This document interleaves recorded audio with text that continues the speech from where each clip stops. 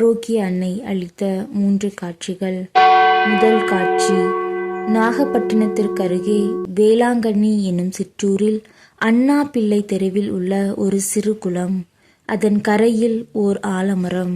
நாகைக்கு பால் கொண்டு சென்ற சிறுவன் களைப்பார அந்த மரத்தடியில் அமர்ந்த சிறிது நேரத்தில் திடீரென ஒரு பேரொளி அவன் முன் வீசியது.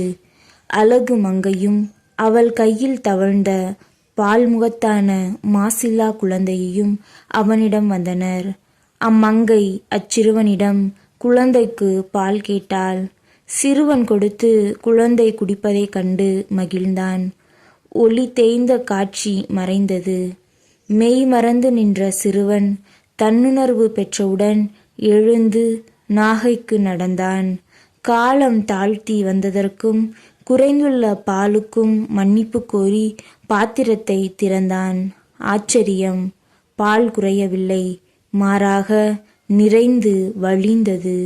வேளாங்கண்ணியில் நடந்த நிகழ்ச்சியை அறிந்த நாகை பெருங்குடி மகனார் அன்னை தோன்றிய ஆலமரத்தடிக்கு விரைந்து சென்றார்.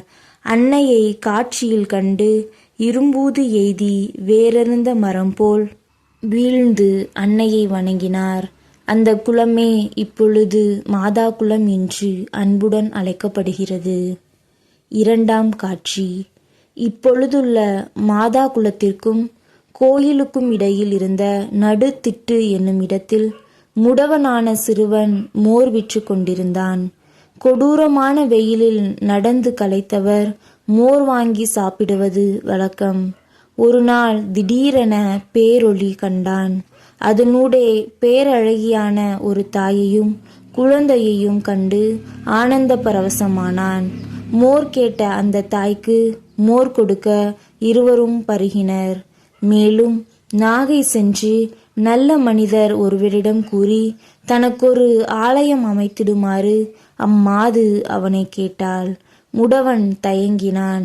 தன் இயலாமையை எண்ணி வருந்தினான். எழுந்து நட என்றாள் அன்னை. முடவன் எழுந்தான், நடந்தான், ஓடினான். நாகைக்கு செய்தியை அறிவித்தான். அவனே அந்த செய்திக்கு சாட்சி. நம்பி ஓடி வந்த அந்த நல்ல குடிமகனும் நடுத்திட்டில் ஒரு ஓலை கோயிலை கட்டி வைத்தார்.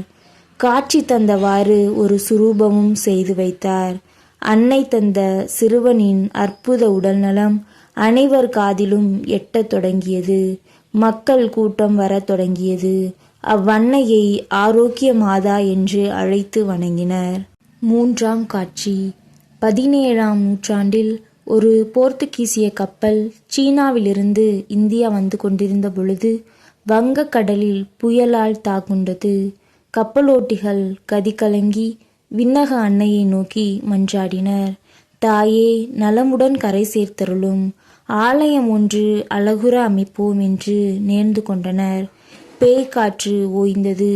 இருண்ட வானம் ஒளி தந்தது. மரக்கலமும் வேளாங்கண்ணி கரை போய் சேர்ந்தது. அன்று செப்டம்பர் மாதம் 8ஆம் நாள் அதே இடத்தில் அன்னைக்கொரு ஆலயம் எழுப்பினர். அதுதான் இன்று அழகுற எழுந்து நிற்கும் புனித ஆரோக்கிய அன்னை திருத்தல ஆலயங்களுக்கு முன்னோடியாக அமைந்தது.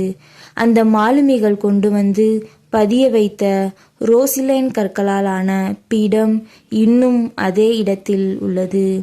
அதே செப்டம்பர் 8ஆம் நாள்தான் பேராலய ஆண்டு திருவிழாவும் இன்று நடைபெற்று வருகின்றது.